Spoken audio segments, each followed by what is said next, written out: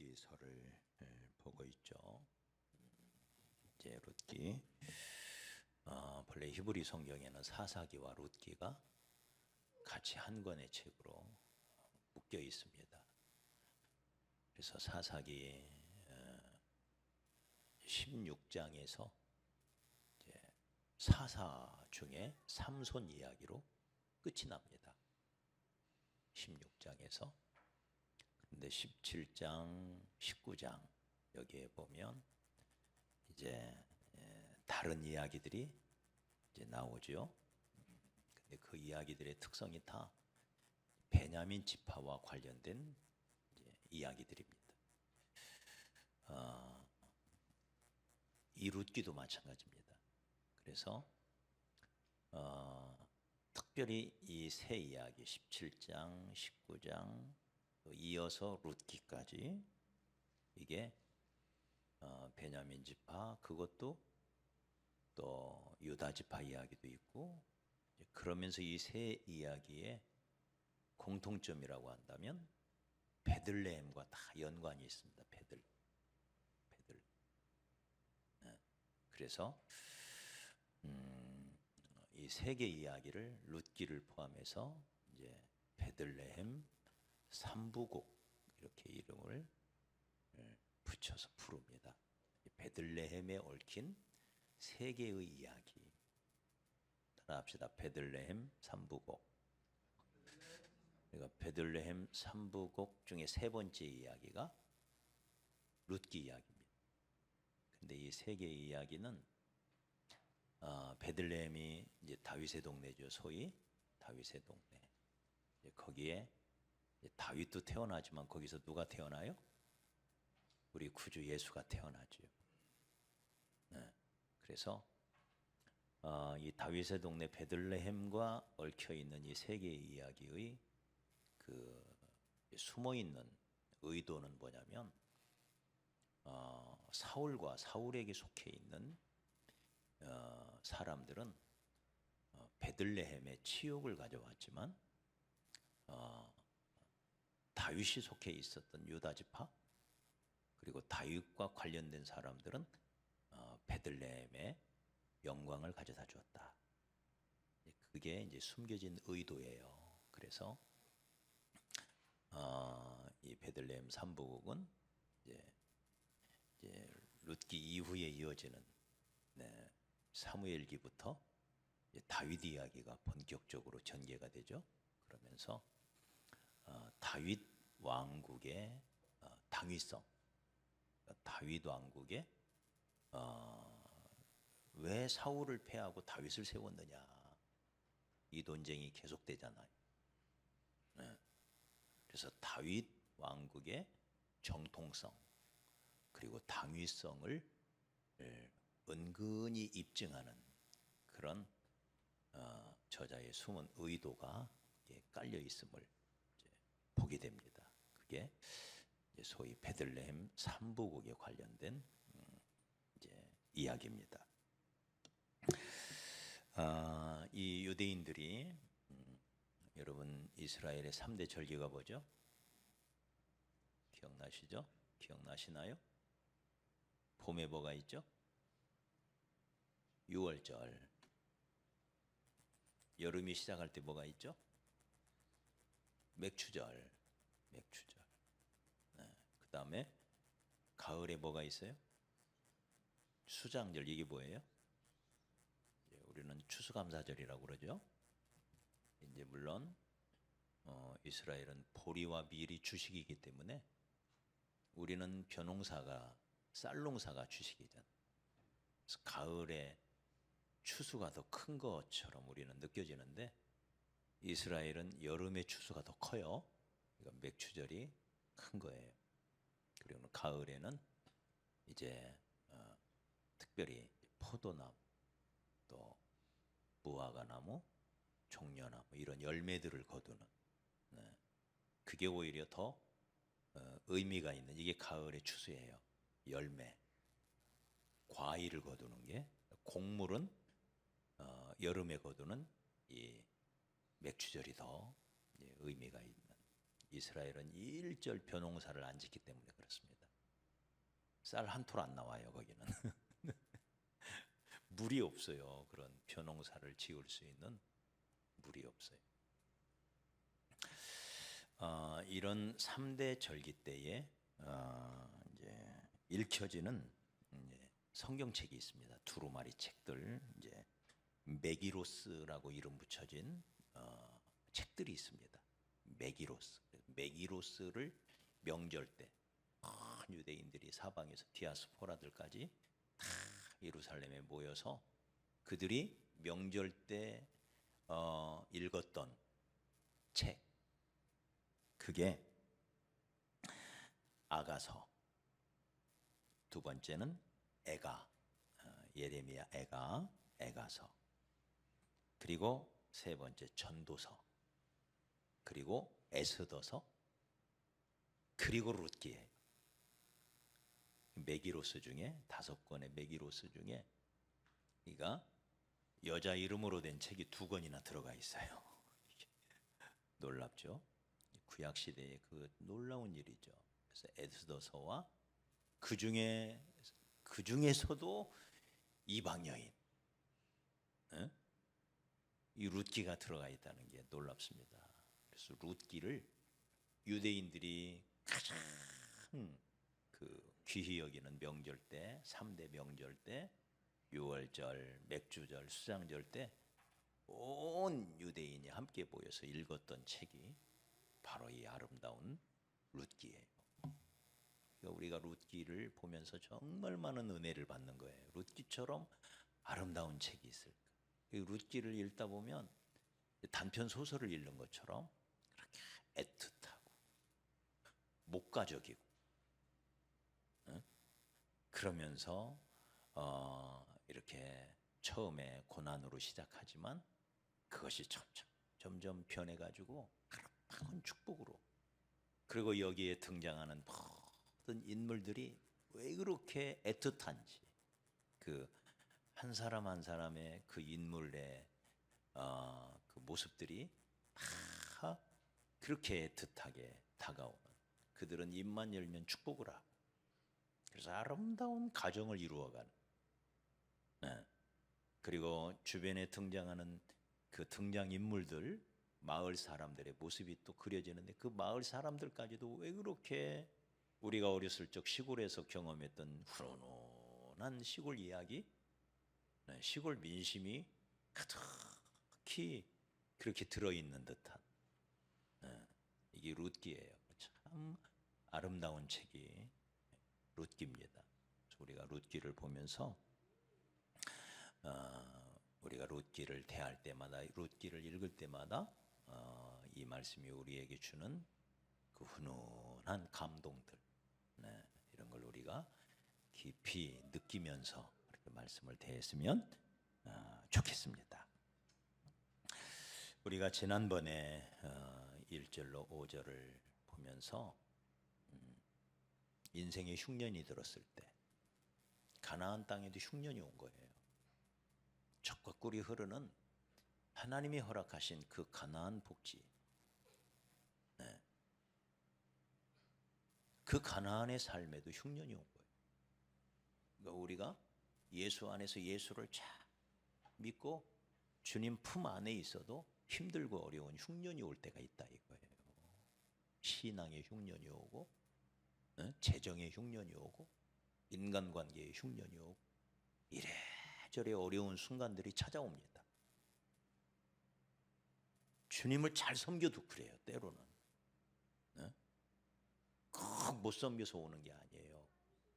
그래서 그런 우리의 삶의 어려움이 찾아왔을 때 어떻게 해야 되느냐? 여기 엘리멜렉이라고 하는, 그리고 나오미라고 하는 이 두 부부는 어린 두 아들을 데리고 흉년을 피하여 저 모압 지방으로 내려갔다.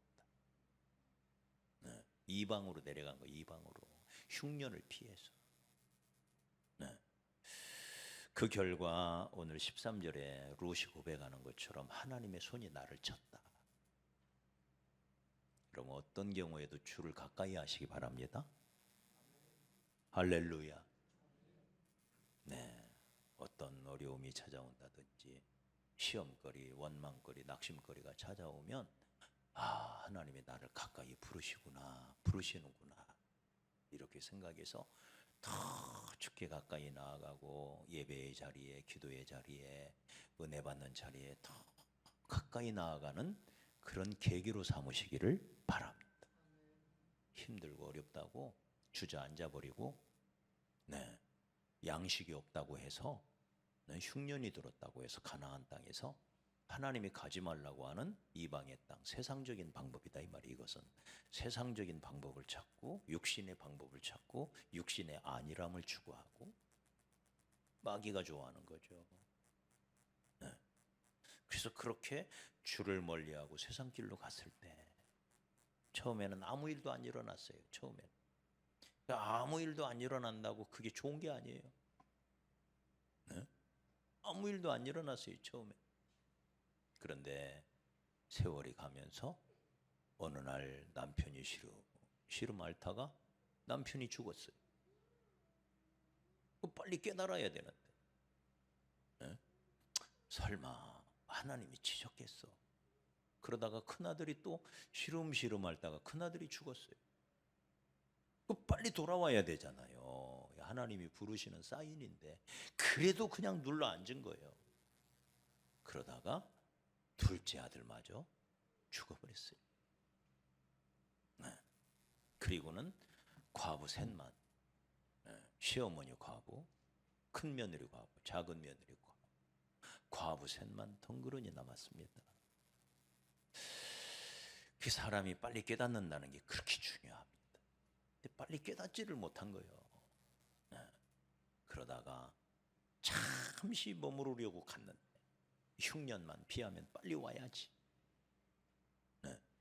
하고는 내려갔는데 10년이 지났다고 했어요. 여러분 10년이 짧은 세월인가요? 10년 세월이라고 그러잖아요. 10년 세월. 거기서 세월을 잃어버린 거예요. 세월을. 그러면서 말합니다. 우리가 풍족하게 나갔더니 빈손으로 돌아왔다. 그래도 갈 때는 나름대로 재산이 있어서 정리한 재산이. 나중에 룻기 3장에 가보면 그들이 재산을 다 정리했던 걸 알 수가 있어요. 재산을 다 정리했어요. 그 정리한 재산을 가지고 탕자처럼 내려갔다가 다 잃어버린 거예요. 재산을 잃어버렸어요. 마음에 있는 평안도 잊어버렸어요. 나를 나옴이라고 부르지 마세요. 나오미는 희락이라는 뜻입니다. 마을 사람들이 나오미가 왔다. 나오미가 왔다. 온 성 사람들이, 마을 사람들이 나오미의 귀환을 반기는데 나오미는 그게 반갑지가 않은 거예요. 여러분이요, 나를 나오미라고 부르지 마세요. 나는 더 이상 희락이 아닙니다. 나를 차라리 마라라 불러주세요. 마라. 나는 괴로운 여자입니다. 괴로움이 많은, 마음이 슬픈 여자입니다. 나를 마라라 불러주세요. 주를 멀리 했을 때의 결과인 것입니다. 여러분, 주를 가까이 하시기 바랍니다. 너희가 나를 떠나서는 아무것도 할 수 없다. 네? 너희가 나를 떠나서는 아무것도 할 수 없다. 내 안에 거하라. 내 안에 거하라. 네?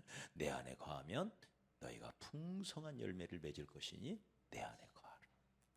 우리는 주님 안에 거해야 할 주의 백성인 것입니다. 이걸 우리가 깨닫는 거죠. 그러나 그 10년 생활 동안 모든 것을 잃었어요. 그래서 나오미가 여기 13절에서 나에게 소망이 있다고 내가 말한다고 하자. 이 말은 무슨 말이에요? 나에게는 이제 아무 소망이 없다. 그 말이에요. 나에게는 아무 소망이 없다. 네? 두 아들마저 죽었고 본인도 이제 다 늙어 꼬부라진 할머니가 되었으니 무슨 소망이 있어요? 네? 나에게 아무 소망이 없으니 딸들아 돌아가라. 나 혼자 갈 테니까 너희들은 돌아가라. 나에게는 이제 아무 소망이 없다. 네. 근데 여기서 배우는 중요한 교훈이죠. 인간적으로는 다 끝난 것 같고 모든 게 실패한 것 같고 네? 더 이상 그 어떤 소망도 없는 것 같은데 그 어떤 경우 어떤 상황 속에서도 주를 바라보면 주님이 우리의 소망이 되십니다. 너무 생각지도 않은 소망의 나라가 펼쳐지기 시작해. 인간적으로는 끝난 거야. 이미 어떤 소망도 찾을 수가 없어요. 네? 인간적으로 생각하면 다 끝난 거야. 끝난. 돈도 없지. 네? 남편도 죽었지. 애들도 죽었지. 무슨 소망이 있어요? 네? 빈털터리가 돼가지고 돌아가는 이 여자. 네? 그런데 어떤 경우 어떤 상황 속에서도 다시 주를 바라보기 시작하면요, 다시 가나안 땅을 바라보기 시작하면 하나님이 예비해 놓으신 기가 막힌 은혜가 있더라는 거예요. 할렐루야. 이게 룻기의 반전이에요. 이게 룻기의 반전. 놀라운 반전이 고목나무에도 꽃이 핀다고요? 완전히 끝난 것 같은 그곳에서 하나님의 소망의 꽃이 피어나기 시작해. 네. 물론 가장 좋은 것은 기다렸어야죠. 여기 6절에 보면 하나님이 자기 백성을 돌보셔서 그들에게 양식을 주셨다. 기다렸으면 되는 거예요. 기다렸으면. 근데 기다리지를 못하고 따라합시다. 기다립시다. 한 번 더 옆 사람하고 축복합시다. 기다리는 자에게 하나님은 소망이 되십니다. 기다려야 돼요. 신앙은 어쩌면 기다림이에요. 네? 신앙은 기다림이에요. 힘들고 어렵다고 막 원망 불평 늘어놓고요, 이러면 안 돼요.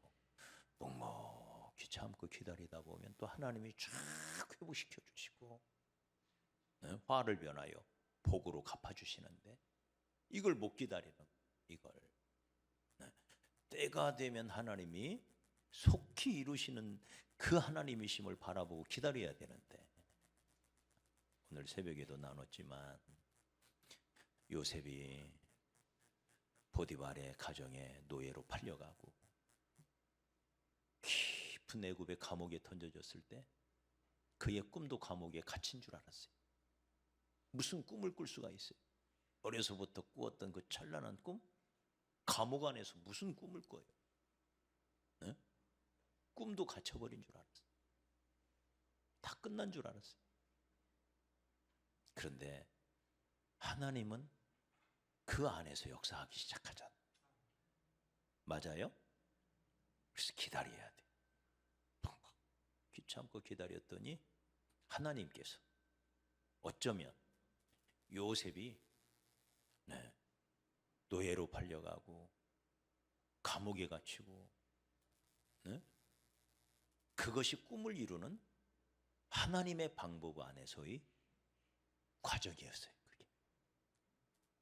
그래서 우리가 알지 못하는 놀라운 하나님의 계획과 뜻이 있음을 늘 믿고 우리의 생각과 우리의 지식을 초월하여 역사하시는 하나님을 바라보며 믿음 가운데 기다려야 됩니다. 이게 참된 믿음이죠. 나이 90이 된 자기 아내를 바라본 100세의 이 아브라함, 생산의 능력이 다 끝났어요. 인간의 능력으로는 다 끝난 거예요. 어떻게 할 방법이 없는 상황이 된 거예요.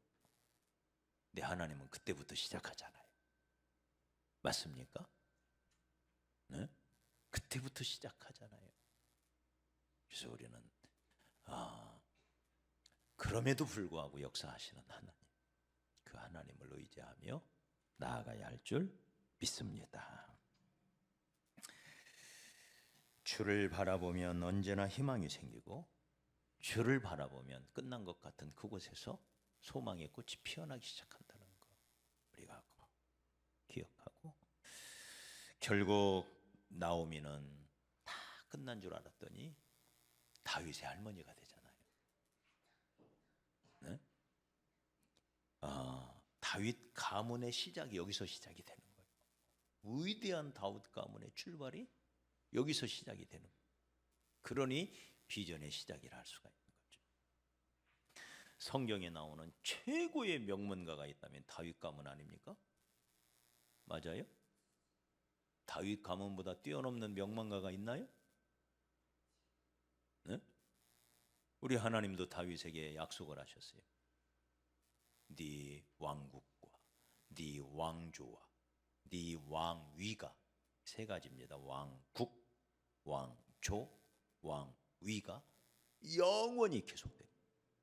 그리고는 이 다윗 가문의 영원한 왕 예수 그리스도가 태어나자.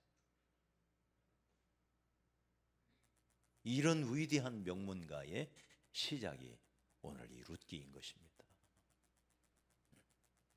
그러므로 다시 주를 바라보면 인간적으로는, 육신적으로는, 세상적으로는, 외관상으로는, 눈에 보이는 것으로는 우리는 눈에 보이는 대로 행하지 아니하고 오직 믿음으로 행한다 그랬어요. 눈에 보이는 것으로는 다 끝난 것 같지만 하나님의 방법은 거기서부터 새롭게 시작되더라고요. 어떤 경우 어떤 상황에서도 다시 주를 바라보고 가나안을 바라보기 시작하면 거기서 희망의 꽃이 피어나기 시작하더라고요. 이걸 여러분 믿으시기 바랍니다. 그러면서 오늘 이 말씀 속에 보면 이런 룻기의 아름다운 이야기, 다윗 가문, 다윗의 이 가장 아름다운 이 명문 가문, 그 가문의 시작이지만 동시에 이 룻이라고 하는 한 여인의 아름다운 결단이 나오지요. 오르바라고 하는 며느리와 룻이라고 하는 모압 이방 며느리를 얻었는데 그 둘과 함께 이제 베들레헴으로 돌아오려고 길을 나섰습니다. 두 며느리 모두가 훌륭해요. 늙은 시어머니를 따라서 이렇게 오는데 이제 룻이 말하는 것이 나오미가 말하는 거죠. 너희들은 나를 따라오지 말고 돌아가는 게 좋겠다. 네 어머니들에게로 돌아가라. 나에게는 소망이 없다. 내가 가서 오늘 밤에 남편을 얻어서 아이를 낳는다고 치자. 아들들을 낳는다고 치더라도 그들이 언제 자라서 너희 남편들이 되겠느냐. 그러니 너희들은 어머니의 집으로 돌아가고 다시 재혼을 해서 가정을 이루면서 살아라. 나를 따라오지 말아라. 그랬더니 두 여인이 공히 말합니다. 어머니 그런 말 하지 마십시오. 우리는 어머니와 함께 가겠습니다. 그 둘이 함께 떠나간 거예요. 둘이 함께. 그런데 룻의 나오미의 반복된 이 시어머니의 반복된 권유를 듣고 결국 오르바는 중간에 돌아가요. 그런데 룻은 끝까지 시어머니를 따라요. 근데 이 시어머니를 따르는 것이 그냥 육신적으로 인간적으로 시어머니를 쫓아갔다 이렇게 바라보면 안 돼요. 신앙적으로 바라봐야 됩니다. 지금 이 둘은 엘리멜렉 집에 시집 오면서 그들의 신앙도 바꾼 거예요. 모압 지방에서 우상을 섬기던 그들이 여호와 신앙으로 바꾼 거예요. 끝내 나오미와 함께 베들레헴까지 돌아간다는 것은 동시에 그 하나님을 섬기겠다고 하는 표시인 거예요. 룻의 고백에서 분명히 나타나요. 어머니의 하나님은 나의 하나님이십니다. 네? 다시 말해 이 룻이 단순히 나오미가 단순히 시어머니일 뿐만 아니라 신앙의 멘토인 거예요. 신앙의 멘토. 어머니의 하나님이 나의 하나님입니다. 네. 오르바도 처음에는 그 고백으로 따라왔는데 오르바는 돌아가요.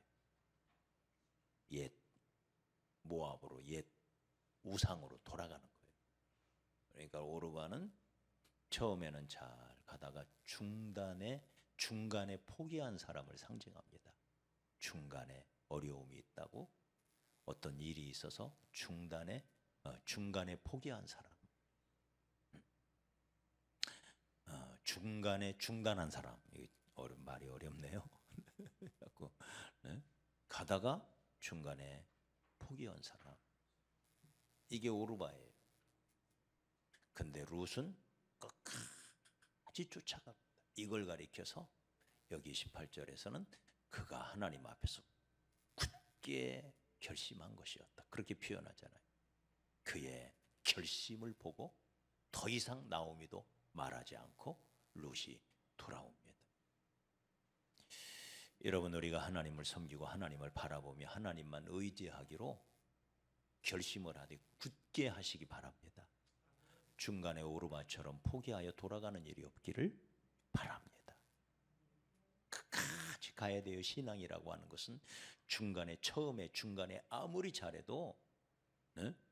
중간에 탈락해 버리면 지금까지 해온 걸 하나님은 기억하지 않아요.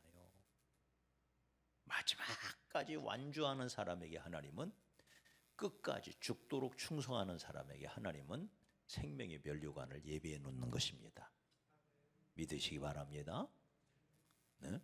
끝까지 완주해야 돼요. 믿음의 길은 끝까지 가야. 아무리 잘하다가도, 룻이 처음에 얼마나 가룟 유다가 처음에 얼마나 잘했습니까? 근데 마지막에 가서 배신자가 돼버렸죠. 처음에 잘한 거 아무 의미가 없습니다. 얼마나 잘했으면 그 많은 예수님의 제자들 중에 12사도가 됐겠어요. 수많은 제자들 중에서 12사도로 뽑힌 거잖아요. 12사도 중에서도 얼마나 신실했으면 그에게 돈가방을 맡겼겠어요. 재정 아무나 맡기나요? 네? 그렇지만 점점점 그의 마음이 변하여서 결국은 그 마음이 세상으로 가버리고 예수를 배반하는 배신자의 상징이 된 거죠. 여러분, 끝까지 충성하시기 바랍니다.